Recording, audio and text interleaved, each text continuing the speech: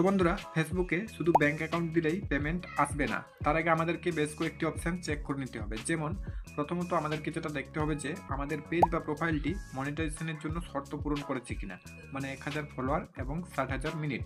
এরপর যেটা দেখতে হবে পে আউট সেটিং। ফেসবুকের পে আউট সেটিংয়ে গিয়ে দেখতে হবে যে তুমি যেই দেশ থেকে সেট করেছো সেটা ফেসবুক পেমেন্ট সাপোর্ট করে কিনা। এরপর যেটা দেখতে হবে নিজের ব্যাংক অ্যাকাউন্ট। নিজের ব্যাংক অ্যাকাউন্টে ইউপিআই অন থাকলে সেটা দিও না। পেমেন্ট আসার সময় কিন্তু সমস্যা হতে পারে। চেষ্টা করো আইএফসি কোড সহ সাধারণ সেভিং অ্যাকাউন্ট দিতে। এরপরে যেটা দেখতে হবে যে ট্যাক্স ইনফো, অর্থাৎ ট্যাক্স ইনফো কিন্তু অবশ্যই দিতে হবে, তা নাহলে ফেসবুক তোমার ইনকাম থেকে কেটেও নিতে পারে।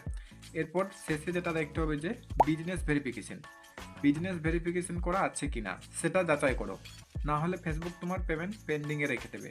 আর সব ঠিক থাকলে পেমেন্ট 2 থেকে 5 দিনের মধ্যে কিন্তু তোমার ব্যাংক অ্যাকাউন্টে ঢুকে যাবে।